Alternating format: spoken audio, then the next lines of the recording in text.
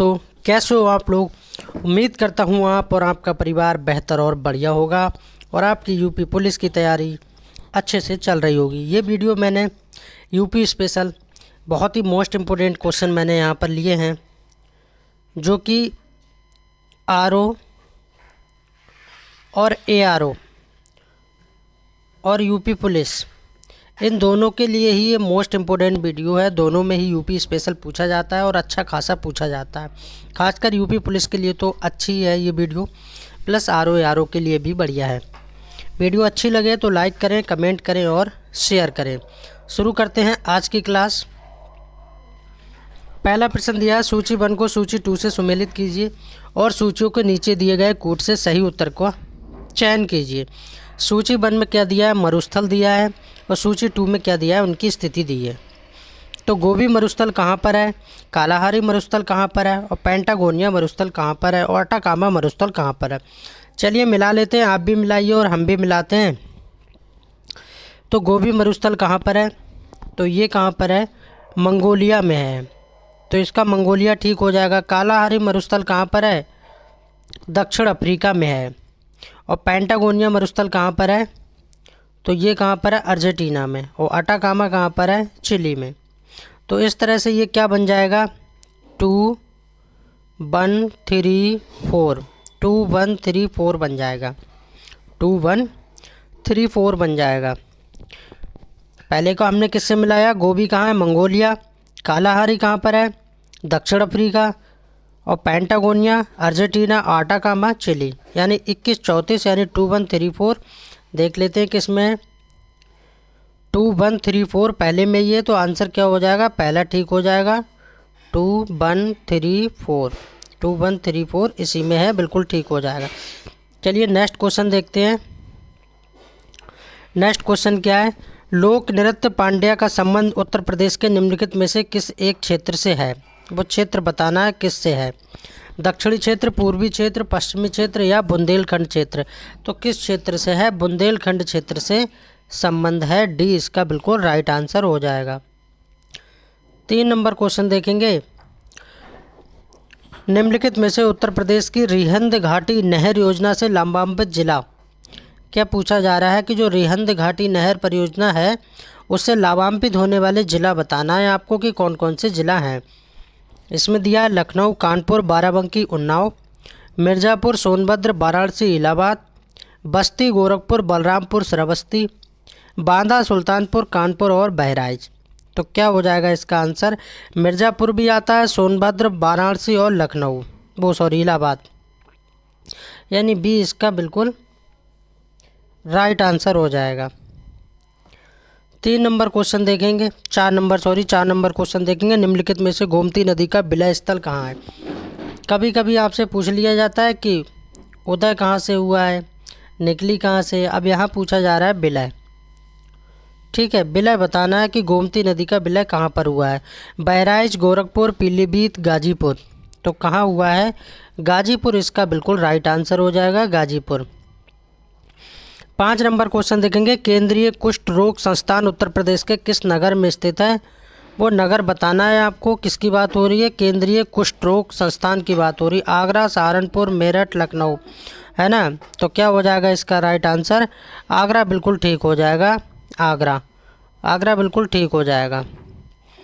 6 number question देखेंगे, उत्तर प्रदेश के उन्नाव नगर में कौन सा अभ्यारण्य स्थित है। नवाबगंज पक्षी अभ्यारण्य, किशनपुर चंद्रप्रभा अभ्यारण्य, किशनपुर अभ्यारण्य, चंद्रप्रभा अभ्यारण्य, बखीरा वन्यजीव अभ्यारण्य। तो 6 का राइट आंसर हो जाएगा। उत्तर प्रदेश के उन्नाव नगर की जब बात आती है तो नवाबगंज पक्षी अभ्यारण्य लगाना है। चंद्रप्रभा आपसे पूछा जाए तो आपको कहाँ लगाना है, वाराणसी लगाना है।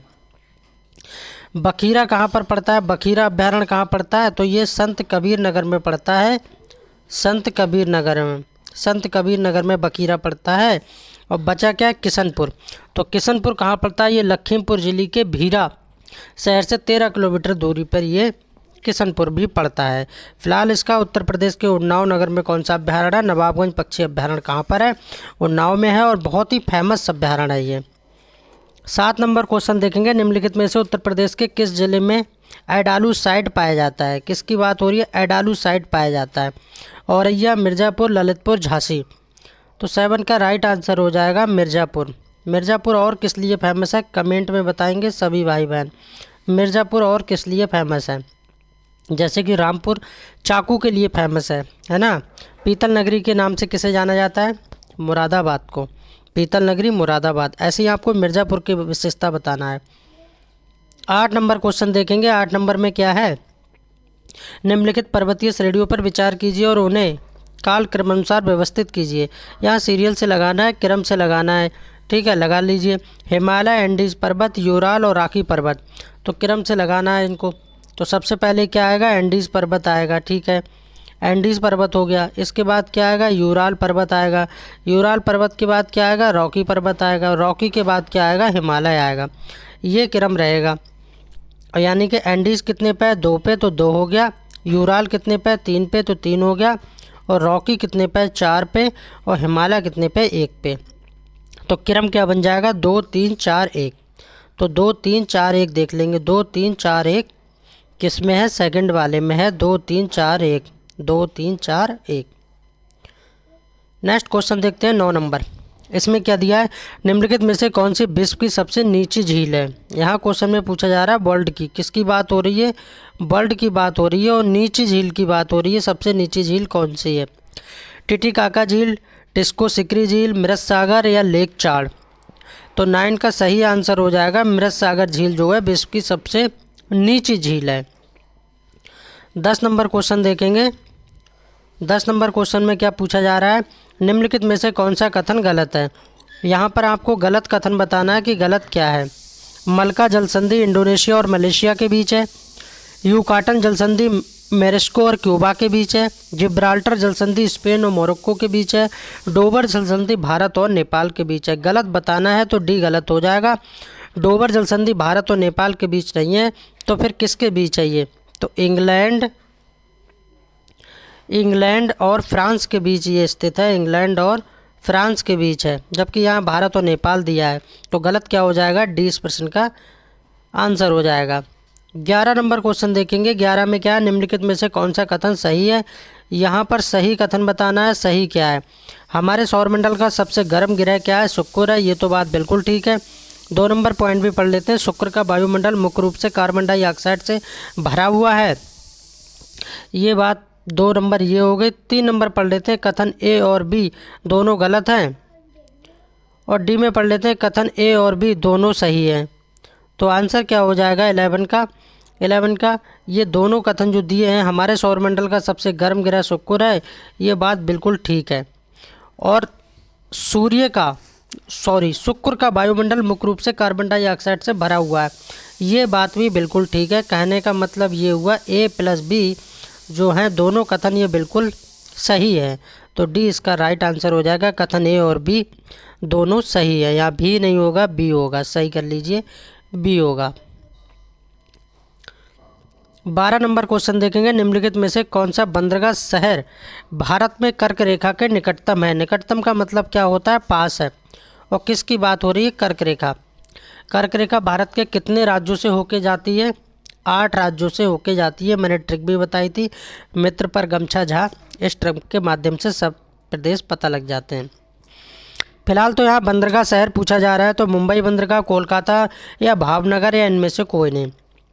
तो 12 का राइट आंसर हो जाएगा कोलकाता बंदरगाह।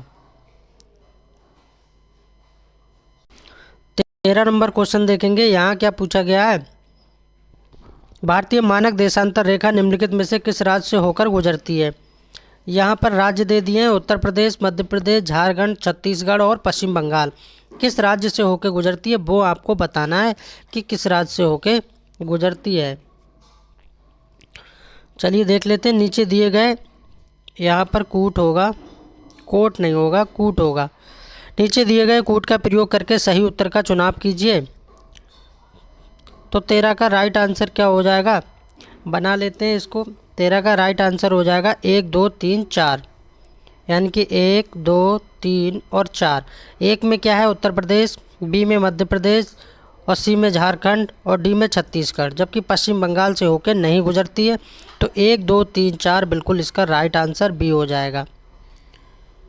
नेक्स्ट क्वेश्चन देखते हैं 14 नंबर। निम्नलिखित में से कौन सा कथन सही है, उस सही कथन को बताइए। यहाँ सही पूछा जा रहा है। स्टीवेंसन स्केल का संबंध तापमान से है, ब्यूफोर्ड स्केल का संबंध आर्द्रता से है, हाइड्रोमीटर का संबंध वर्षा से है और लैक्टोमीटर का संबंध वायु से है। लैक्टोमीटर किस काम आता है? दूध की शुद्धता नापने के काम आता है। और हाइड्रोमीटर, फिलहाल इसमें आपको बताना है कौन सा कथन सही है। तो सही बताना है तो पहला वाला बिल्कुल ठीक है। स्टीवेंसन स्कीम का संबंध तापमान से है और इसको क्या बोलते हैं? थर्मामीटर बोलते हैं। क्या बोलते हैं? थर्मामीटर बोलते हैं। 15 नंबर क्वेश्चन देखेंगे। निम्नलिखित में से भारत का कौन सा राज्य में म्यांमार के साथ सीमा साझा नहीं करता है? यहाँ नहीं में पूछा जा रहा है भारत का ऐसा कौन सा राज्य है जो म्यांमार के साथ सीमा साझा नहीं करता है। सिक्किम, मणिपुर और अरुणाचल प्रदेश दिया है। तो 15 का राइट आंसर क्या हो जाएगा? सिक्किम नहीं करता है, जबकि मणिपुर और अरुणाचल प्रदेश करता है। तो सिक्किम नहीं करता है। तो आंसर क्या हो जाएगा? ओनली 1 हो जाएगा। क्या हो जाएगा? ओनली 1 सही हो जाएगा। 16 नंबर क्वेश्चन देखेंगे। यहाँ क्या पूछा गया? तीस्ता नदी किस नदी तंत्र की सहायक नदी है? यानी सहायक नदी के रूप में पूछा जा रहा है। यमुना, महानदी, गंगा और ब्रह्मपुत्र। मैं आपका टाइम ख़राब नहीं कर रहा हूँ, आप समय बहुत कम है, आपकी प्रैक्टिस लगातार करा रहा हूँ। रीजनिंग और हिंदी, जीके, जीएस और भूगोल सारा कुछ मैं पढ़ा रहा हूँ डिटेल में। अगर आपने नहीं देखी है मेरी वीडियो तो मोस्ट वेलकम, आपका चैनल पे आइए और वीडियो को फुल वॉच कीजिए। तो 16 का राइट आंसर क्या हो जाएगा? ब्रह्मपुत्र हो जाएगा। डी इसका बिल्कुल राइट आंसर हो जाएगा।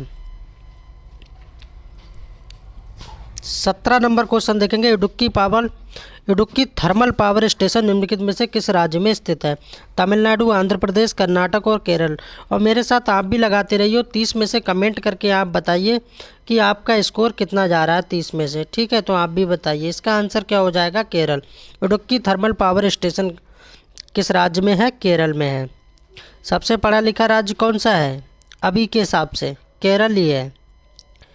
18 नंबर क्वेश्चन देखेंगे। भारत में लिग्नाइट कोयला का सबसे बड़ा उत्पादक राज्य कौन सा है? लिग्नाइट कोयला की बात की जा रही है। सबसे अच्छा कोयला कौन सा होता है? एंथ्रेसाइट कोयला सबसे अच्छा कोयला होता है। भारत में लिग्नाइट कोयला का सबसे बड़ा उत्पादक राज्य क्या हो जाएगा? 18 का राइट आंसर हो जाएगा तमिलनाडु हो जाएगा। क्या हो जाएगा? तमिलनाडु।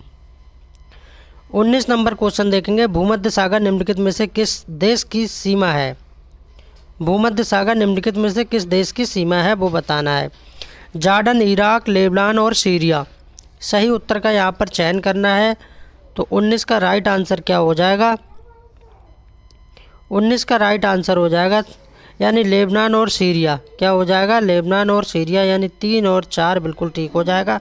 सीमा किसकी है? लेबनान और सीरिया की, यानी सी बिल्कुल ठीक हो जाएगा। 20 नंबर क्वेश्चन देखेंगे। 20 नंबर क्वेश्चन में क्या है? वायुमंडल की संरचना के संबंध में निम्नलिखित में से कौन सा कथन सही है? सही बताना है। नाइट्रोजन और ऑक्सीजन के बाद कार्बन डाइऑक्साइड सबसे अधिक मात्रा में पाई जाने वाली गैस है। ये बात तो गलत है। जबकि बात की जाए नाइट्रोजन की तो कितनी पाई जाती है? 78% पाई जाती है। ऑक्सीजन कितनी पाई जाती है? 21% पाई जाती है। ऑक्सीजन 21% और कार्बन डाइऑक्साइड 0.03% पाई जाती है। तो पहला वाला तो यहाँ पर गलत हो गया। ठीक है, दूसरा पढ़ लेते हैं। उष्ण कटिबंधीय क्षेत्र की तुलना में उपोष्ण कटिबंधीय क्षेत्र में धूल के कणों की उच्च संरचना पाई जाती, ये बात बिल्कुल ठीक है। सी पढ़ लेते हैं। ऑक्सीजन केवल क्षोभमंडल में पाई जाती, ये भी गलत है। अब नीचे देख लेते हैं। कूट में बोला गया है तो क्या हो जाएगा? ओनली 2 सही है। हाँ बिल्कुल ओनली 2 सही है। आंसर क्या हो जाएगा? डी सही हो जाएगा। ओनली 2 सही है। 21 नंबर क्वेश्चन देखेंगे। 21 नंबर में क्या है? भारत और चीन के अलावा निम्नलिखित देशों में से कौन सा समूह म्यांमार के साथ सीमा बनाता है? यहाँ पर एक बात बोल दी है कि भारत और चीन के अलावा पूछा जा रहा है। भारत और चीन तो है ही, उसके अलावा म्यांमार के साथ सीमा कौन बनाता है? Bangladesh, Thailand, Vietnam, Cambodia, Laos, Malaysia. Thailand, Vietnam, Malaysia, Thailand, Laos और बांग्लादेश।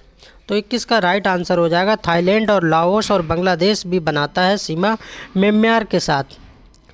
22 नंबर क्वेश्चन देखेंगे, ज्वालामुखियों में सर्वाधिक मात्रा में निकलने वाली गैस कौन सी है। ज्वालामुखियों से जो सर्वाधिक मात्रा में गैस निकलती है वो गैस कौन सी है। जल वाष्प, कार्बन डाइऑक्साइड का मतलब CO2, हीलियम या सल्फर डाइऑक्साइड यानी कि SO2। तो क्या हो जाएगा 22 का आंसर, जल वाष्प हो जाएगा। 22 का ए बिल्कुल ठीक हो जाएगा। वीडियो अगर अच्छी लग रही है तो सभी भाई बहन प्लीज़ वीडियो को लाइक करेंगे एंड चैनल को सब्सक्राइब करेंगे।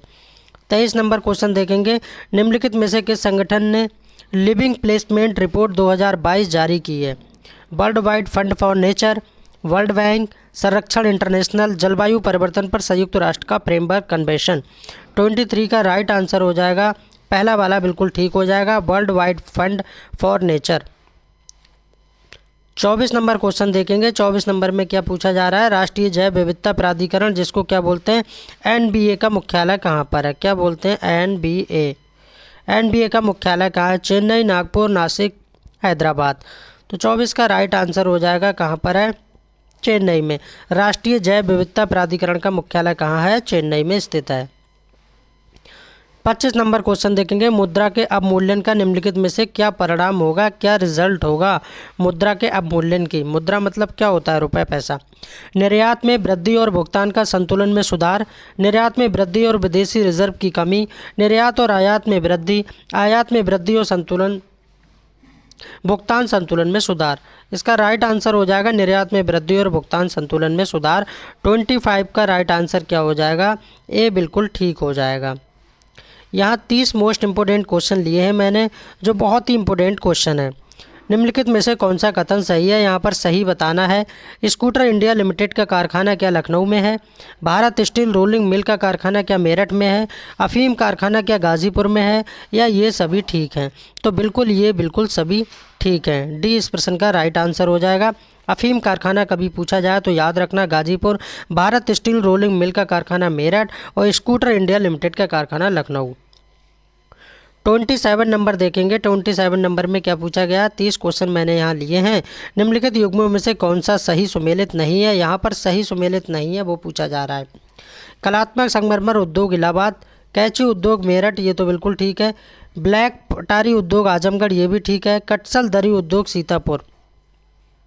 तो क्या हो जाएगा, पहला वाला गलत है और गलत ही पूछा जा रहा है। ये इलाहाबाद में नहीं है, इलाहाबाद में नहीं है तो फिर कहाँ पर है, ये आगरा में स्थित है। कहाँ पर है, आगरा में।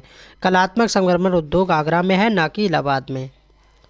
28 नंबर क्वेश्चन देखेंगे, यहाँ क्या पूछा जा रहा है, उत्तर प्रदेश के किसानों को आधुनिक उपकरण उपलब्ध कराने हेतु चलाई जा रही योजना निम्नलिखित में से कौन सी है। करंट अफेयर्स से क्वेश्चन है, आपके माइंड को चेक करेगा। किसान पाठशाला योजना, किसान उदय योजना, मुख्यमंत्री हेल्पलाइन 1076 सेवा और मुख्यमंत्री युवा स्वरोजगार योजना। सी और डी में से एक भी आंसर नहीं होगा। अगर आप ट्रिक के तौर पर देखेंगे तो, अगर आप पढ़ के भी नहीं गए तब भी से अगर ट्रिक से लगाएंगे तो किसान पाठशाला मतलब पढ़ाई की बात कर दी तो ये भी नहीं होगा। बचा कौन, बी। किसान उदय योजना का संबंध है किसानों से। और इस वीडियो का सेकंड लास्ट क्वेश्चन है 29 नंबर, चालू वित्तीय वर्ष 23-24 में आर्थिक विकास दर कितने % रहने का अनुमान लगाया गया है। यहाँ पर अनुमान के तौर पे बोला जा रहा है, किसके तौर पे, अनुमान के तौर पे। 6.1%, 5.9%, 6.5% और 3.7%। बात की जाए तो 6.5% वाला बिल्कुल ठीक हो जाएगा। किस में है, सी में है। तो 29 का क्या हो जाएगा आंसर, सी बिल्कुल ठीक हो जाएगा। इस वीडियो का लास्ट क्वेश्चन देखेंगे, बजट 2023 और 24 के संबंध में निम्नलिखित कथनों में से कौन सा कथन सही है। बजट से भी क्वेश्चन आता है इसलिए पता होना चाहिए, क्योंकि यूपी स्पेशल पढ़ रहे हैं तो यूपी के बारे में बिल्कुल पता होना चाहिए। उज्ज्वला योजना के तहत 9.6 करोड़ LPG कनेक्शन बांटे गए थे। मोदी जी ने बार बार प्रचार किया इस बात का, बिल्कुल ठीक है। उज्ज्वला योजना के तहत 9.6 करोड़ LPG कनेक्शन बांटे गए, ये बात बिल्कुल ठीक है। भारतीय अर्थव्यवस्था का आकार बड़ा है और ये पिछले 9 साल में विश्व के 10वीं सबसे बड़ी अर्थव्यवस्था से 5वीं सबसे बड़ी अर्थव्यवस्था बन गई है, ये बात भी बिल्कुल ठीक है। स्वच्छ भारत मिशन के अंतर्गत 11.7 करोड़ घरों में शौचालय यानी लैट्रिन की व्यवस्था की गई है, ये भी बात बिल्कुल ठीक है। तो आंसर क्या हो जाएगा, डी बिल्कुल ठीक हो जाएगा। ये सभी बिल्कुल ठीक है। वीडियो कैसी लगी कमेंट के माध्यम से सभी भाई बहन बताएंगे। मिलते हैं फिर ऐसी ही एक नई क्लास के साथ। Thanks for watching. Please subscribe my channel.